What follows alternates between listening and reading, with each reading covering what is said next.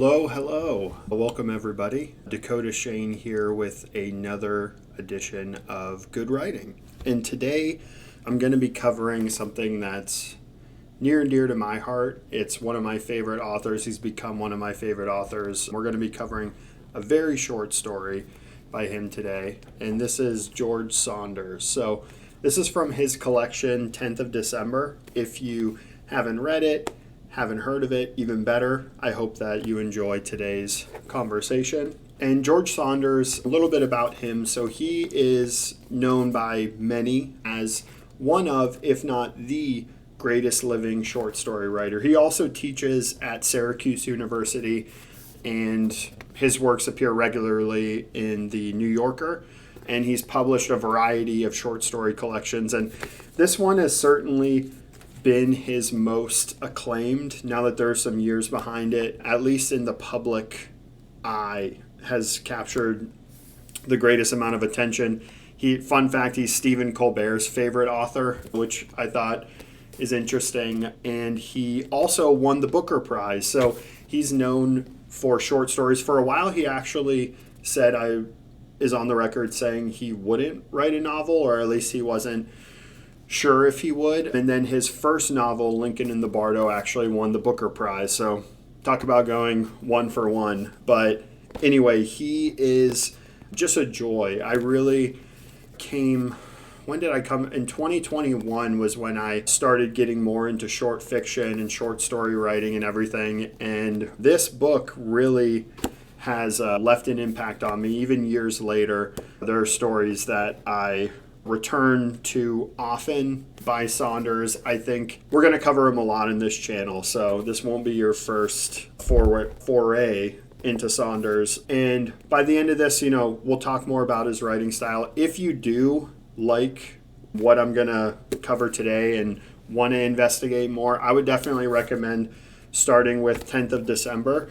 He also has a book on writing, on his writing process, and also on the reading process, which I think is an interesting angle, called A Swim in the Pond in the Rain, which is, if he wasn't Saunders, I don't know if that would pass the test. It's kind of a mouthful, but it's an incredible book on his writing style, on how he values and thinks of himself as a writer, and how really he looks at art. So if you're interested, definitely this would be the place that I would say to start. And then also, if you are interested in writing, you like what you read from him, he also goes really in depth into both his process, but also his inspirations, which is Chekhov and a lot of Russian literature. And it's just a joy to read. So anyway, I'm yapping. Today we're going to cover a very short story called Sticks. And this is a piece of short fiction, actually flash fiction is what it would technically be categorized as. Sticks. It's just actually less than 2 pages long and everything. So it's part of 10th of December, a part of it. And yeah, it's going to vary on this channel how deeply I go into the piece that we're covering. If we're going to be covering Blood Meridian, I'm not going to read the whole thing. But because of how short this piece is, I'm actually just going to go ahead and read it. If you've read it already, feel free, skip. I definitely don't have a voice actor's capabilities here. But for those who are interested, I will read this. And then we'll go into some key takeaways, some principles to apply to your own writing that I think are important, and just chat about an amazing piece of writing. So let's get started. So this is Sticks by George Saunders. Every year Thanksgiving night, we flocked out behind Dad as he dragged the Santa suit to the road and draped it over a kind of crucifix he'd built out of metal pole in the yard. Super Bowl week, the pole was dressed in a jersey, and Rod's helmet, and Rod had to clear it with Dad if he wanted to take the helmet off. On 4th of July, the pole was Uncle Sam. On Veterans Day, a soldier. On Halloween, a ghost. The pole was Dad's one concession to glee. We were allowed a single Crayola from the box at a time. One Christmas Eve, he shrieked at Kimmy for wasting an apple slice. He hovered over us as we poured ketchup, saying, "Good enough, good enough, good enough." Birthday pastries consisted of cupcakes, no ice cream. The first time I brought a date over, she said, "What's with your dad and that pole?" And I sat there blinking. We left home, married, had children of our own, found the seeds of meanness blooming also within us. Dad began dressing the pole with more complexity and less discernible logic. He draped some kind of fur over it on Groundhog Day and lugged out a floodlight to ensure a shadow. When an earthquake struck Chile, he laid the pole on its side and spray painted a rift in the earth. Mom died and he dressed the pole as death and hung from the crossbar photos of Mom as a baby. We'd stop by and find odd talismans from his youth arranged around the base. Army medals, theater tickets, old sweatshirts, tubes of Mom's makeup. One autumn he painted the pole bright yellow. He covered it with cotton swabs that winter for warmth and provided offspring by hammering in 6 cross sticks around the yard. He ran lengths of string between the poles and the sticks and taped to the strings letters of apology, admissions of error, pleas for understanding, all written in a frantic hand on index cards. He painted a sign, "Love," and hung it from the pole, and another that said, "Forgive?" And then he died in the hall with the radio on, and we sold the house to a young couple who yanked out the pole and left it on the road by garbage day. So that was Sticks by George Saunders. And even though you could spend years studying deeply George Saunders' works, I feel like that gives a good taste of what people find so alluring and so attractive about his style of writing. It's very quick, it's very matter of fact, it's very moving in an effortless sort of way. So a couple things that we're going to talk about first. So that's the text and some key takeaways, just diving into the characters here a little bit.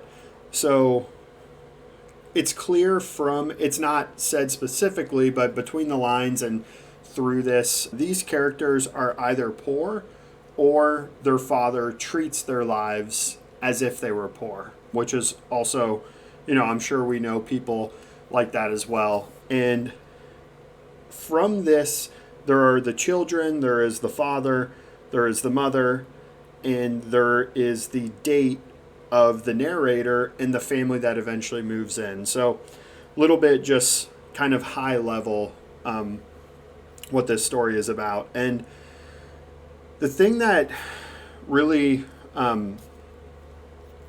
caught my attention and what really makes this such a gut punch of a story in less than 2 pages is what those sticks meant to each character. So for the father, as was noted off the very top, was his one concession to glee. And I think it goes further into these sticks to the father were his canvas. They were his identity. They were the thing, the proxy, the pole that connected him to the world. He would decorate them on different holidays. He would make statements with them, with this and everything. And for the children, as often is the case, the sticks to them represented a reproachfulness and oddness with which they viewed their father, as evidenced by the dates comments. That was kind of an aha moment for the narrator here about how an outsider was coming in. And I think we can all relate to that, right? No matter if your upbringing was really, really messy, no matter if it was the most cookie cutter Truman Show shit that you could ever hear of, or everything in between, which is most of us, right? We all have had that moment that sticks into our minds of a youth where the third wall is broken, where someone comes in and sheds light that, hey, that's not really that normal. This is weird. And then that totally shatters your worldview as a child and as a youth. So I just thought that that really captured that element of, you call it youthfulness, life, in a very succinct but poignant fashion.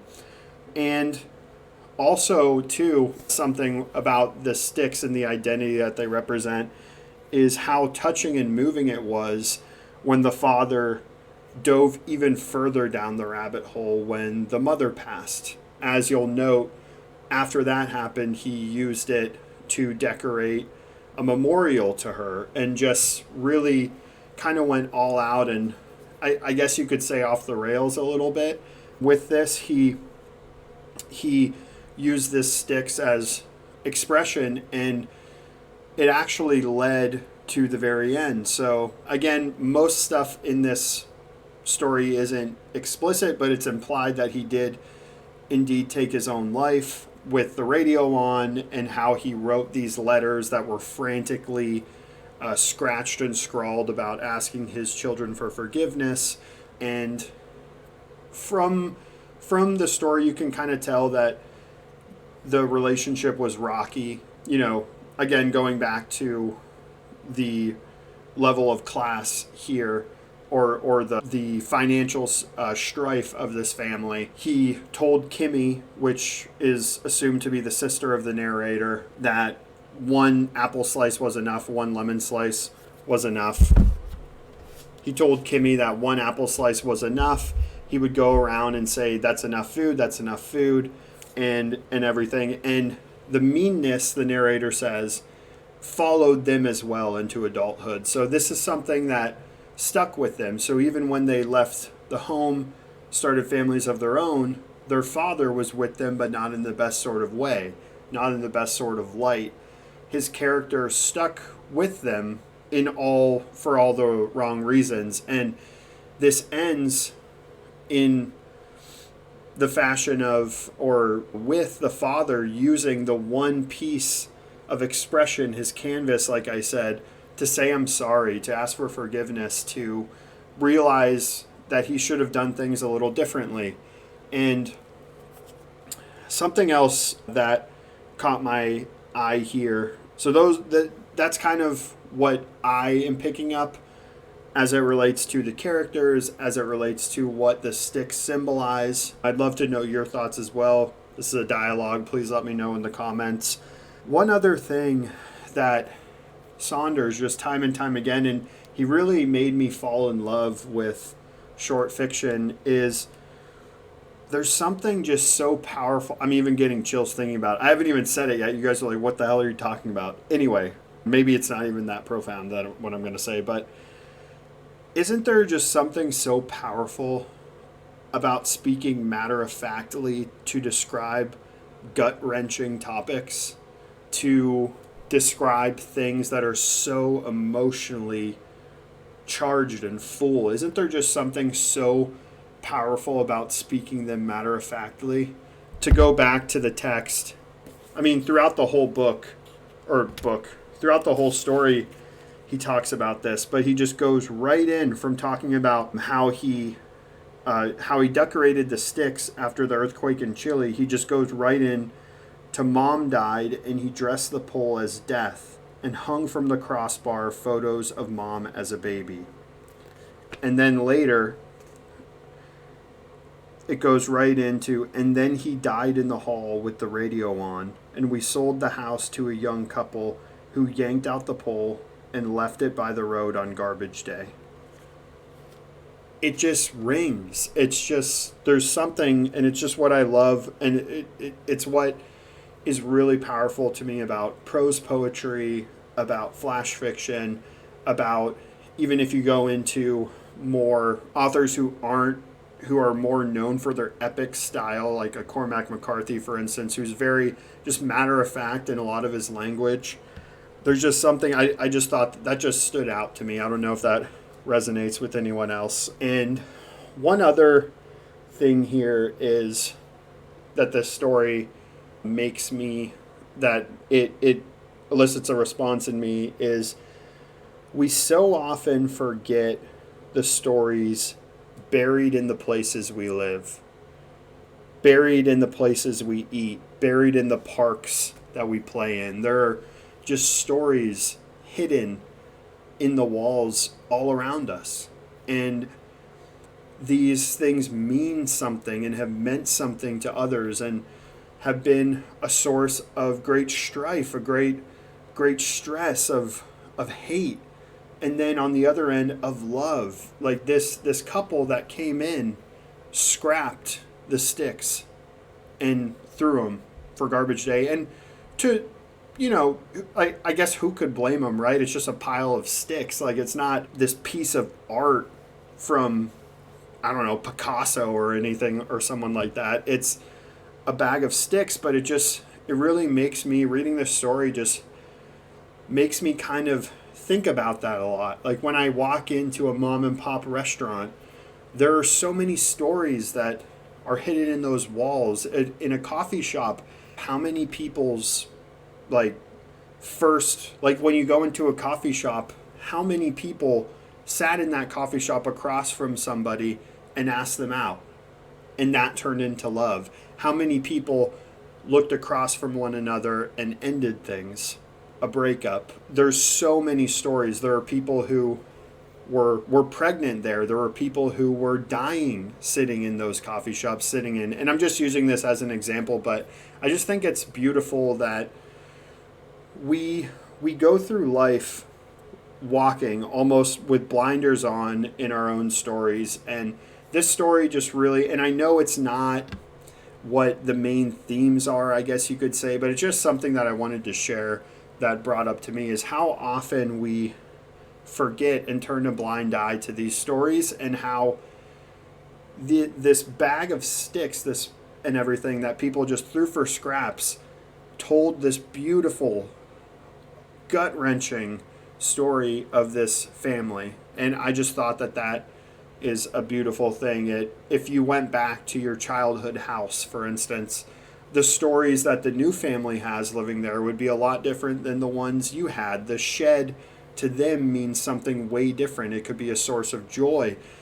whereas to you, that's where your brother kicked your ass or something. Like, there's so many different things, and I just think that that's something that really stood out to me here.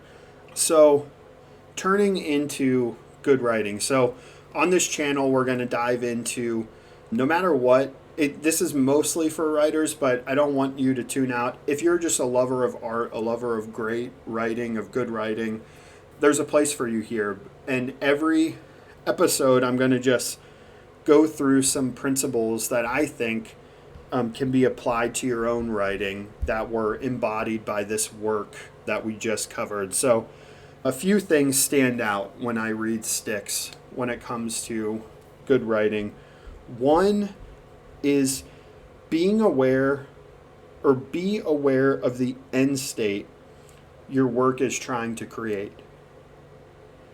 And what I mean by that, and this is something that I think is really potent, and this is something that I think really is brought to the surface with shorter fiction. Because with short fiction, you don't have the time and the pages to really grow and really follow a character and start to fall in love with this character and start to emulate. And you can with a short story or a novella. There's plenty of pieces that I could share that do that, I think, better than a lot of novels out there. But really, for novels, you read to remember, and you read to follow along this journey with a character, and to fall in love with these characters and empathize with these characters and hate these characters. Whereas short fiction, to me, is, what end state are you trying to create for your audience? What's that? For short stories and short fiction, it's about the last page. It's about the last passage. It's about the feeling that you want your art to elicit, to drive and generate with your audience. And I don't mean this, because I've talked about this with some of my other artist friends, and I want to be clear here, because there is a piece of this of, like, it almost comes off as a manipulation tool in a way, or kind of diluting or dehumanizing what art is. I don't think that's what I'm trying to say. What I'm trying to say is once you've created your piece of art, once you've written that story, once you've written that poem, and it's 100% you, and it's the piece that you want to leave behind, what is that? What is that feeling that you want the reader to have? And the best artists, the best musicians, the best writers, the best movie directors, the best producers know what that is. And they can poke and prod, and they can almost move us around like marionettes, like puppets, with making us laugh, making us cry, making us be angry, making us be hysterical. And George Saunders is a master at this. So I think something to take away is, what is that feeling that you want to leave the readers with? And really, once you know that, once you put pencil to paper on that, it really helps you play around more with the clay that you're molding and with this piece of art that you're building. So that is one. Be aware of the end state your work is trying to create for the user, for the consumer. For the consumer sounds a little, not consumer, the reader, the watcher, the viewer. Second is a big one. So number one, be aware of the end state you're trying to create with your work. Two is let your reader connect the dots. So often, and what I really appreciate about short fiction that I don't see as much in novels, is the respect of the intelligence of the reader. Readers are smart. People are really smart. People will reread. People will read closer. People will consult YouTube videos like these. People will consult study guides and blog posts and literature to connect those dots. You don't have to over-explain all the time. You don't have to dig so deep. And in fact, it comes off as a reader, and I don't mean this harshly, but it comes off as insecure with the writer when you're constantly explaining yourself and over-explaining and over-indexing on this. It's like the reader is just like, hey, dude, we get it. Like, I just want to hear this story, and I want to experience this for myself. You're robbing me of the opportunity to have my own interpretation of the work. Secondly, I'm smart. You're almost insulting my intelligence for over-explaining. So I think Saunders is a master at using brevity and silence as a dramatic lever. I think poetry gets this well, with silence as almost a second narrator in a way, where I don't see as much in novels and in longer form pieces of fiction. But this is really important. And one, it lets the reader know that you're in control and you trust them and you respect them. But it also gives them room to enjoy the work without you over their shoulder telling them how they should enjoy their work. So anyway, that's the second piece here. The third piece is one that I think, well, I'll just get it out. I'll just say it, and you let me know if it makes any sense, or if I'm crazy, let me know as well. Number 3 is taking a principle that you can apply to your own writing that I think this work could teach us, and I'm myself included, I'm on this journey like any other writer, is taking your it quality to the furthest possible end. And what I mean by that is, okay, as a reader and someone who's pretty familiar with George Saunders, it's almost as if he's toying with us when he writes pieces like this. Because he's such a master of short fiction, because he's such a master of words, of brevity, of silence, of letting the reader connect the dots, it's almost like he was with his publisher or his agent or whoever, or maybe his wife, and is just saying, they're like, I think you at least need 3 pages. Yeah, 3 pages is what you need. Like, there's no way you could make us laugh and cry and second guess the relationships we have with our family in under 2 pages. Nope, no way.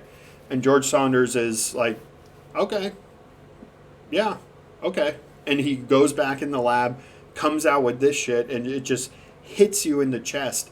And so what I mean by this is a good creative exercise is playing with those constraints of using your art and your creativity and your it quality as a playground and flexing that muscle, because that's the only way you could get better. I'll bet you that after this, George Saunders probably tried a 1-page story. And also let me know, like, if anyone's watching this that knows more about Saunders than me. I'm not an expert. I don't have a PhD in American short fiction. But let me know if he has, because I think it's almost, I like when artists, I think it can really help perfect your craft is when you find that it quality, when you are self-aware enough to have something that really resonates with people. Test it out, go to its furthest possible limits. An example for me, and I'm by no means Saunders, I'm making my way up as a writer, but all the editors I've ever worked with and the feedback I've gotten have said that one of my stronger suits is dialogue. So dialogue is something I really enjoy. I love the rhythm of language. I've lived in so many places around the United States. My parents were artists, so we lived in a lot of different spots. So I really, culturally, I've lived in a lot of places and love listening to people talk and listening to people tell their stories. So one of my stories was I only had dialogue for the entire story. The only piece of prose, the only piece of action was the very last line of that piece. And I think it was pretty good. It was pretty solid. But I think if you're a writer or you're an artist, this is a principle that can really help you further your craft as an artist, as a writer, as a musician, whoever you are and wherever, or whoever you are who's watching or listening to this. All right, and then the last thing here that I'm going to wrap up on is some exercises. So based off of this conversation we've had today, I want to leave you, if this resonated with you, if you like what you read, one, go out and get the 12th of December collection. There's some other pieces we're going to be covering on this channel, but those stories will stay with you for years. The collection is called 10th of December, but the final story in that collection is called 10th of December, and it will leave you breathless. I haven't read something like it before. So take with that what you will. I know you probably just met me, so who am I? You're like, I don't know if this guy has taste or not, but anyway, if you liked this, I encourage you to pick up 10th of December. Second is give flash fiction and prose poetry a try. This, you could probably say this was prose poetry. Definitely flash fiction, but there's a prose poetry element as well. I don't know. I'll be the first to say I'm not. Again, I don't have a PhD in poetry or anything, so there's probably some more technical definitions, but I would recommend if you're want to get into poetry or any sort of prose poetry, there's an amazing podcast and book called Poetry Unbound, and the host is he's an Irish guy who's just brilliant at everything he does. His name's Padraig O'Tuma. I hope I'm pronouncing that correctly. My ancestry is Irish. I'm not Irish.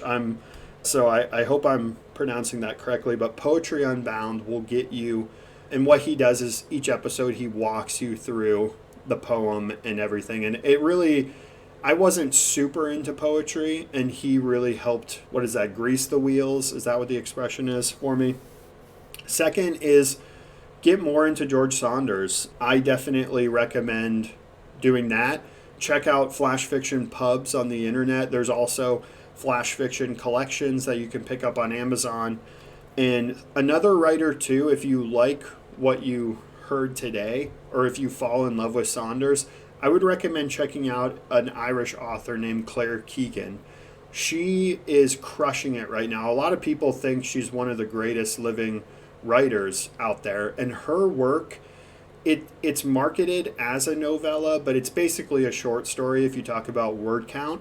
And her economy of words and choice is just incredible writing, and it's like nothing you've read, which is the sign of in a very self-aware, a very well-tuned and well-refined voice as a writer. So I recommend Poetry Unbound, both the podcast and the book. I recommend getting more into Saunders, and I recommend checking out Flash Fiction and checking out Claire Keegan. These will help you with this. And then last thing I'll leave you with is, if you liked this, I also would recommend trying Flash Fiction out for yourself. After you read Styx again, take a piece of a life experience that really stuck out and resonated with you, that really helped you along your path, and try writing a Styxian, a Styx-esque, a Saunders-esque short story and piece of Flash Fiction to say that. The matter-of-fact language, the straightforward rhythm. And I've done this a few times when I'm stuck on a longer piece. Let's say I don't really know what to do with a character. I don't really know what to do with a beat that I'm struggling with. I'll go in and actually write a piece of Flash Fiction about that. And a lot of times it illuminates what I should be doing and what I should be doing next, and what this character wants, what this character doesn't want. And if anything, it'll just be really fun. And if you are a writer, it's kind of a joy, and it's kind of a low stakes way to flex your craft. All right, everybody, thanks for listening. This was Good Writing with Dakota Shane. Wherever you are, whoever you are, I hope your plate is full. I hope your heart is light. And I hope before we speak again that you get lost in some good writing. Thanks for making me a part of your day, and I'll see you next time.